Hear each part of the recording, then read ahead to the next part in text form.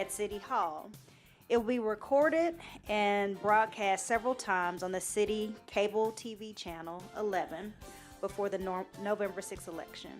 To avoid bias, we ask our question panel members to work outside their ward. A Ward 1 resident, for instance, would question Ward 6 candidates, etc.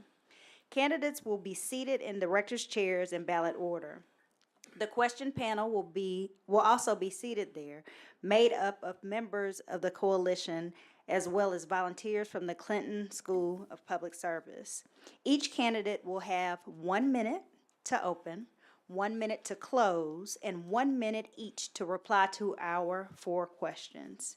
The same question will be given in turn to each candidate in that race. For fairness, the one to reply first will shift with each question. The one giving the first opening statement will not make the first closing statement. Does everyone understand those? Okay. So we're going to get started by those introductions. We're going to start with Shalonda Michelle. We'll go next to Valerie Tatum, to Ron Muse, and then to City Director Ken Richardson. Good morning. My name is Shalonda Michelle. I'm running for City Board of Directors, Ward 2. I grew up in Ward 2. I live in Ward 2. I raised my children in Ward 2. It's in Ward 2 that I battled stage 4 cancer and went through my hospice experience. I recall growing up in the projects in the 80s and 90s there. I moved away, traveled around the world, came back, and saw a lot of the same problems that's still existing in Ward 2 today. We are a food desert. We have no grocery stores, and we definitely need to look at grocery stores, and we have co-ops possibly, so that we can employ the community, give back to the community, as well as activity centers. We have no activity centers. Ward 2 is full of youth. Majority of our population are children and youth. So that's one of the reasons why I'm running. So my name is Shalonda Michelle, and I appreciate your support. Hi, good morning, everyone. I'm Valerie Tatum, and I, too, am running for Little Rock City Board Director, Ward 2. And my aspirations come from actually working with disconnected youth. I've always worked pretty much in Ward 2, and I have approximately 30-plus years with the Little Rock, and I started and founded a charter school myself. Also, I'm a strong voice for neighborhoods as I've worked with neighborhood associations on projects such as infrastructure, working together in the community, and also having contracts myself that has been inspired by working with the youth in the community. So I truly believe when individuals come together, things do get solved when you do get involved to make things happen in Southwest Little Rock or across Ward 2. I'm Valerie Tatum. Need your vote, need your help. Hello, I'm Ron Muse. I believe that your representative for Ward 2 on the Little Rock Board of Directors should bring certain qualities to that position. Since a fairly high percentage of the Little Rock Board of Directors business deals with planning and development, your representative needs to possess a solid background with city planning. As the only candidate who does, I served 6 years as a planning commissioner. Your director should also be neighborhoods oriented, which I have been for over 30 years in Ward 2. Your director, I think you will agree, ought to live within Ward 2, which I have for over 35 years. One of these candidates has not. Additionally, your director should have no hidden agenda. They should show up whenever and wherever needed throughout the Ward 2, and when an important issue before the board, they should that affects their constituency. Time. Good morning. I'm Ken Richardson, City Board Director, Ward 2. First, I want to thank you guys for having us here this morning. It's been my honor and privilege to serve Ward 2 for a number of years, and as well as coordinating a lot of gang intervention, youth development, intervention programs, and youth employability programs within Ward 2 for over 20-plus years. And it was that experience was the impetus for me deciding to run for City Board a number of years ago. And as under the understanding that we can't program our way out of some of the problems we have in our community. We have to have supportive policies that work with those programs to enhance the development of our community to address the needs of marginalized children, youth, and families. So thank you for having me here this morning.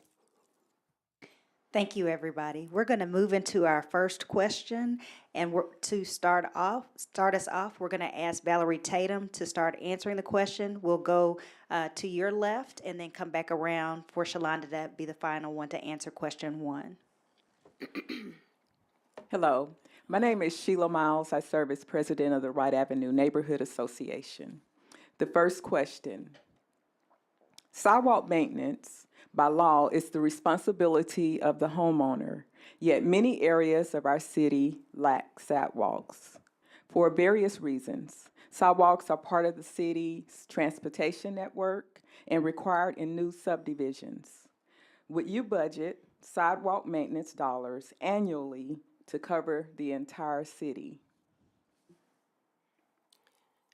As I think about that question and going around neighborhoods as I'm canvassing, yes, sidewalks are something I would consider budgeting. Reason being is because it just has done a facelift in Ward 2 off of 12th Street, as well as some of the neighborhoods in Southwest Little Rock.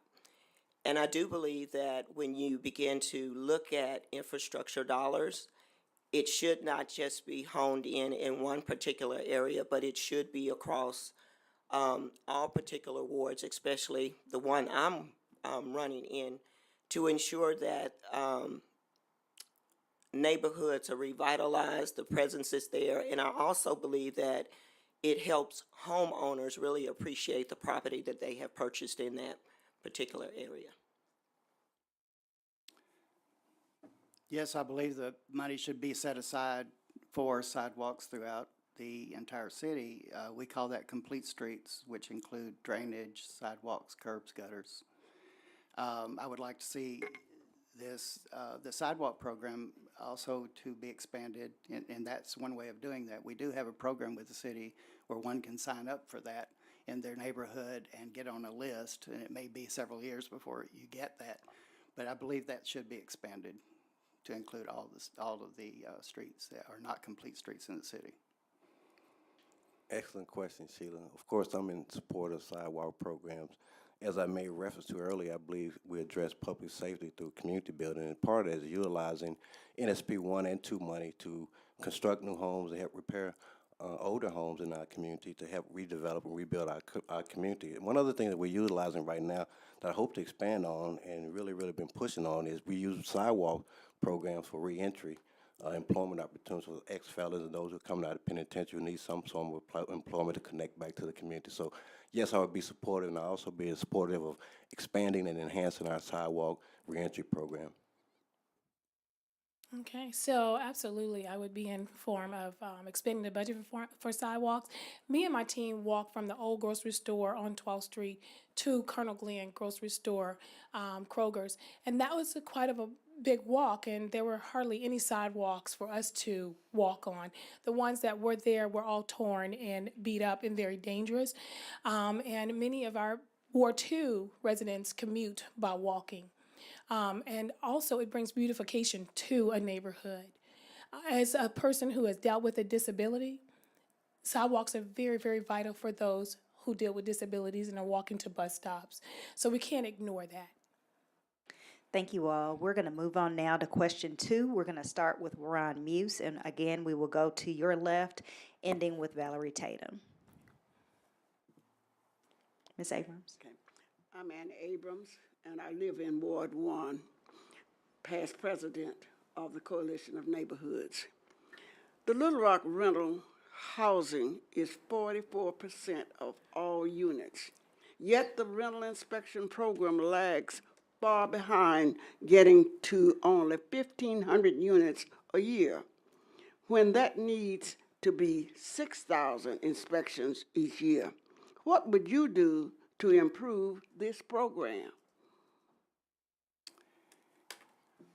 I believe we need new training with codes enforcement. There's a disconnect between Public Works and the persons working in the neighborhoods programs, not neighborhoods programs, but with the inspections. We need to work together as a board with the state representatives and senators to get a warranty of habitability. That's part of the solution there. We're the only state that does not have that. That's a high number. There are not enough individuals working for the department that goes around to do the inspections, so there's no way you can do the math and go to each and every rental every 2 years. It's just impossible, so we need to expand that program. New training would be helpful as well. Excellent question, Ms. Abrams, and thank you for your service to our city. Of course, I would be supportive of rent inspection programs, but this may be a generalization, but I'm a product of owner-occupied home in Lim Ward 2. My mom was out there in the artist, and I think one of the things we help improve our communities is pushing for home ownership. And this may be a generalization, but has anyone in this room ever had to rent a car, a change of oil on a rental car? No, you don't do it because you don't own it. So I think in some cases, the fact that people don't have home ownership is why parts of our communities are looking the way they are. So I will push more for home ownership, advocate for resources for those who are in rent-occupied homes, which we have a high number of in Ward 2. So we have the resources allocated to the areas where we have the greatest need. Ward 2 has a huge amount of renters. And we're millennium, so renters are it's going to be a part of our growth. What we have to look at is a Residential Landlord Tenant Act. That act says that there's equal balance between renters and landlords, and Arkansas lack in that. When our legislators pulled that act apart and basically made it pro-landlord and not pro-tenant, then we have no one to fight on our behalf. So as a city board of director, I want to be that advocate that can go to our legislators with our community and fight for that act to be relooked at and more balanced for our residents. I'm a renter. I know how frustrating it is when you need something fixed and you can't get it fixed. And then you are placed in this place where you don't want to be kicked out because you're speaking up about the problems. So as a city board of director, we have to be more active in advocating on behalf of the people that vote us in. Time. When you spoke about code enforcement, I believe that's where we should definitely start. I've been on the ground and had many conversations with code enforcement, and their concerns are definitely valid.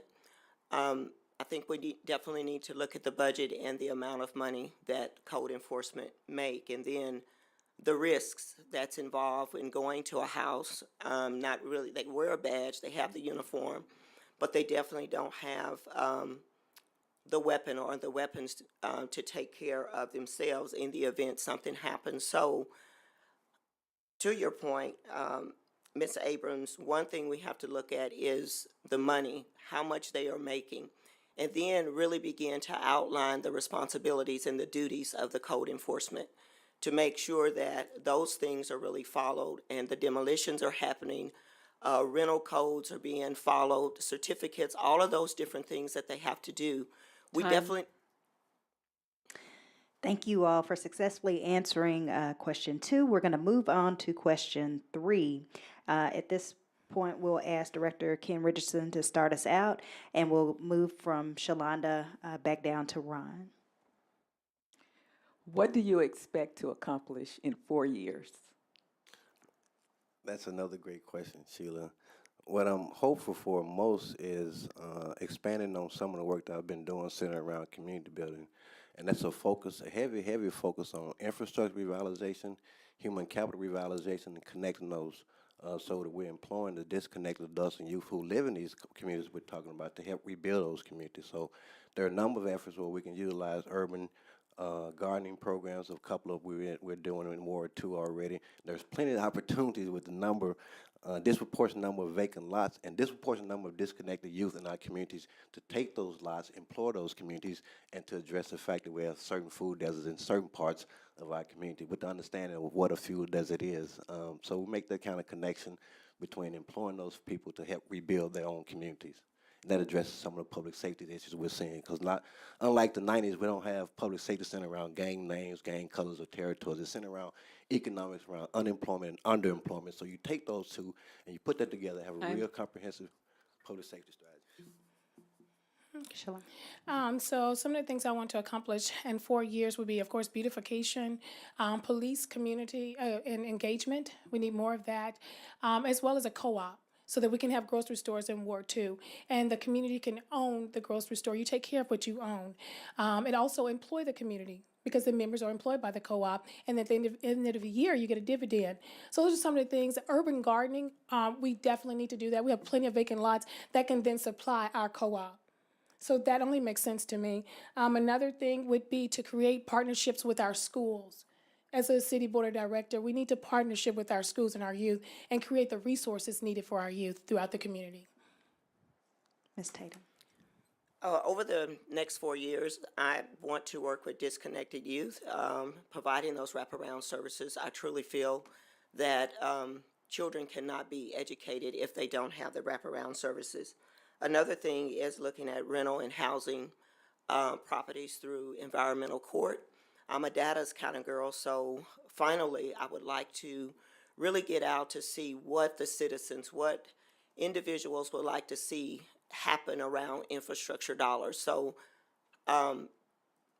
numbers would drive the voices on what needs to be done as far as I'm concerned with running for this particular position. What I would do in 4 years is go around, have quarterly meetings in various areas of the ward, meet with neighborhood associations who I want to invite the residents that live in their areas to increase the numbers that get associated with the neighborhood associations so that we can work together in combination in order to develop a listing of all the needs and issues in Ward 2. Take that data, analyze it, develop a plan, and then attack it to solve these problems that we have. Infrastructure, as well as boarded up houses, vacant lots. Just see what the needs are, analyze it, make a plan, and then start addressing it.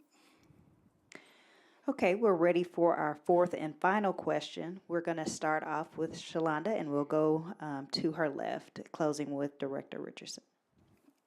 Land developers are pressuring the city to extend sewer service beyond city limits, reversing the long-held policy to add sewer lines only in annexed areas.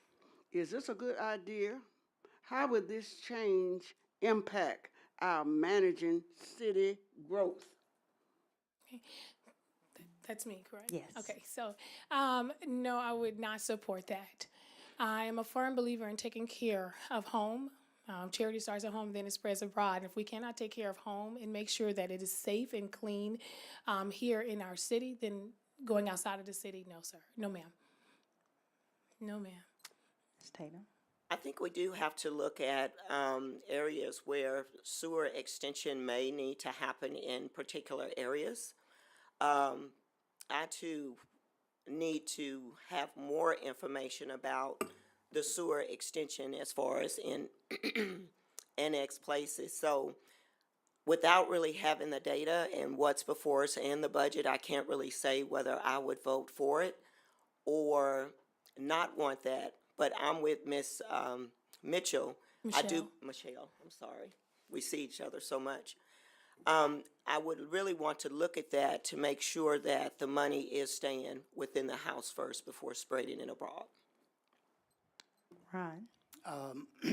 There is a study being done now, and out of that, they're recommending 1 or 2 or 3 of 3 ideas about the annexation and dealing with extraterritorial.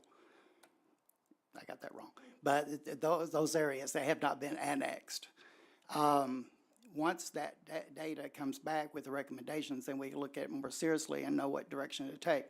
When I was a planning commissioner, we dealt with this problem all the time about people wanting to have extension of city services without annexation. Then we came up with a plan to require an intent to annex with that development and that extension of services into the extraterritorial areas. Meaning that if they get that service, then they also annex and are required to have their taxes come to us instead of having it go only to the county. That's a great question, and I don't mean to be irrespective of. But I'm not sure that's a yes or no answer right now without having a particular piece of property or a particular piece of our city or our state or our county we want to annex.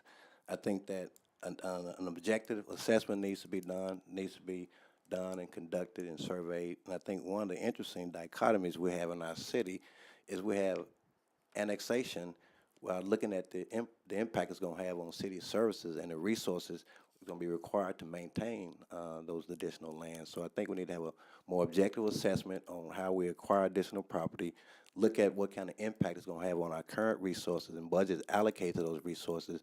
And my total answer on that is really I would have to have an objective assessment on what area we're talking about and looking at the demographics of those areas we're talking about annexing. We'd like to thank each of you for answering those 4 questions. We are now coming to a close, and we're going to ask each of the Ward 2 City Director candidates to offer a closing statement. Each of you will have 1 minute each. We started out with Shalonda Michelle. We're going to start out with Director Richardson, and we will go to his right. Well, thank you guys for having us here today. It's been my pleasure to be a part of it. As I say again, it's certainly been my pleasure to serve as Ward 2 City Director for a number of years. And while a lot of people choose to focus in on the problems of Ward 2, they fail to recognize or acknowledge some of the good things that are happening in Ward 2. And I take the glasses half full approach rather than the half empty approach. We're doing a number of infrastructure revitalization projects. We have a number of human capital revitalization projects, a number of resources committed to improving certain parts of our community. So while a number of us focus in on the negatives of Ward 2, we don't acknowledge some current good things and current resources allocating to help improving Ward 2. And I think that's to our disadvantage when we do that.